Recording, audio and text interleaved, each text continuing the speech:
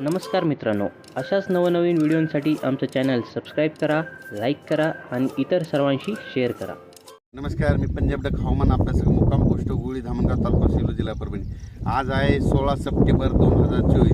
आजपासूनचा परत एक शेतकऱ्यासाठी अंदाज येत आहे आणि मी ज्या शेतात आहे ही आमचं जवळपास 7 एकर सोयाबीन वाहून गेलेलं आहे आणि ती सोयाबीन तिकडं काढणी चालू आहे. तर या ठिकाणाहून शेतकऱ्यासाठी अंदाज देत आहे.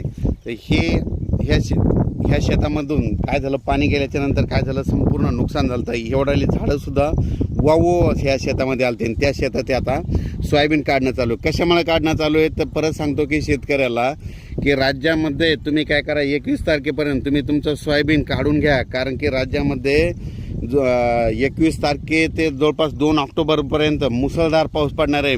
मागं जसा पाऊस पडला तसंच पाऊस पडणार आहे. आणि तुम्हाला एक माहीत असं म्हणून सांगतो, ह्या शेतातली आता सोयाबीन कशामुळे काढत आहे, कारण की इथं 24-25 तारखेला इथून परत एकदा पाणी जाणार आहे आणि परत पाणी गेल्याच्या नंतर हे पीक राहणारच नाही. म्हणून हे सोयाबीन काढत असताना तुम्हाला मुद्दाम म्हणून हे व्हिडिओ करत आहे.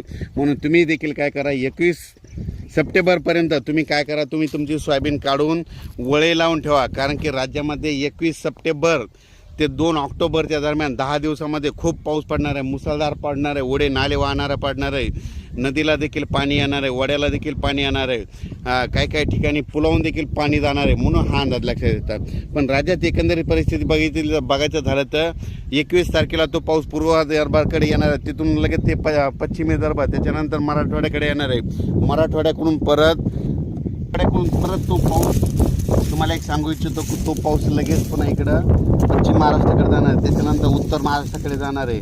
म्हणून हा अंदाज लक्षात येतात. माझी सर्व शेतकऱ्याला सांगू इच्छितो की राज्यामध्ये आता जवळपास म्हणजे 21 तारखेपासून म्हणजे पाऊस तो पूर्व विदर्भ, त्याच्यानंतर पश्चिम विदर्भ, त्याच्यानंतर मराठवाडा, त्याच्यानंतर पश्चिम महाराष्ट्र, उत्तर महाराष्ट्र, कोकणपट्टी, खानदेश, म्हणजे हे पाऊस जवळपास 2 तारखेपर्यंत सगळीकडे धुमाकूळ घालणार आहे. म्हणून हा अंदाज लक्षात घ्या. आणि तुम्हाला एक सांगू इच्छितो, आणखीन लातूरकडं म्हणजे मांजरा धरण आहे, तर त्या धरण देखील ह्या पावसामध्ये 30 तारखेपर्यंत भरून जाणार आहे. म्हणून त्यांच्यासाठी आनंदाची बातमी, माजलगावचं एक धरण भरायचं राहिलेलं आहे, ते देखील आता ह्या पावसामध्ये 30 तारखेपर्यंत भरून जाणार आहे. मग ही त्यांच्यासाठी आनंदाची बातमी. येलदरी धरण 79% झालेलं आहे, ते बी 20% ह्या पावसात भरून जाणार आहे, कारण की विदर्भात खूप पाऊस पडणार आहे. म्हणून हा अंदाज लक्षात घ्यायचा. पण सर्वांना माझी एक कळकळी चिंची, ज्यांचं उडीद किंवा सोयाबीन काढायचं असलं असं तर तुम्ही काय करा की काढून घ्या. कारण की राज्यामध्ये तुम्हाला एक सांगतो की मोठा पाऊस राहणार आहे. त्याच्यानंतर खरा जास्त पाऊस मात्र 23पासून जास्त पाऊस पडणार आहे. 21-22ला सुरुवात करणार आहे, पण 23, 24, 25, 26, 27चा पाऊस मात्र मुसळधार पडणार आहे. म्हणून हा अंदाज लक्षात घ्यायचा. परत सांगू इच्छितो, परत एक सांगतो की राज्यामध्ये आता ज्यांचं पाईपलाईन किंवा नदीकाठी समजा एखाद्याचे ठिबकचं बंडल किंवा स्प्रिंकलरचे पाईप असेल, नदीमध्ये मोटर असेल, तर त्या काय करा, काढून घ्या. कारण की परत एकदा पूरस्थिती निर्माण होणार आहे. परत तुम्हाला एक सांगतो, उत्तर महाराष्ट्रात पाऊस पडणार आहे, म्हणून परत जायकवाडी धरणामध्ये पाणी येणार आहे. कारण की जायकवाडी धरण 100% पूर्ण आहे.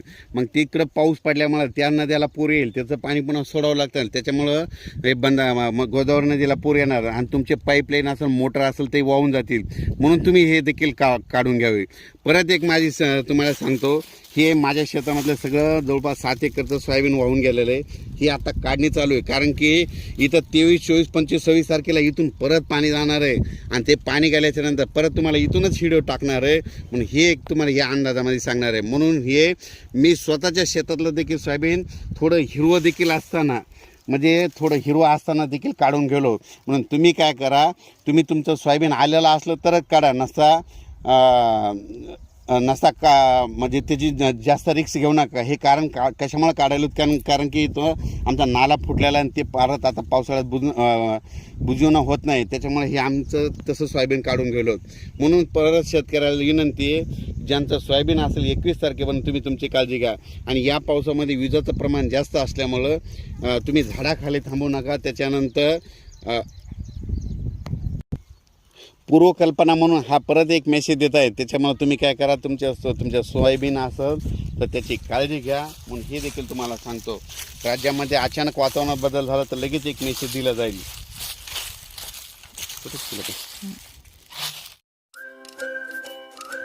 नमस्कार मित्रांनो, अशाच नवनवीन व्हिडिओंसाठी आमचं चॅनल सबस्क्राईब करा, लाईक करा आणि इतर सर्वांशी शेअर करा.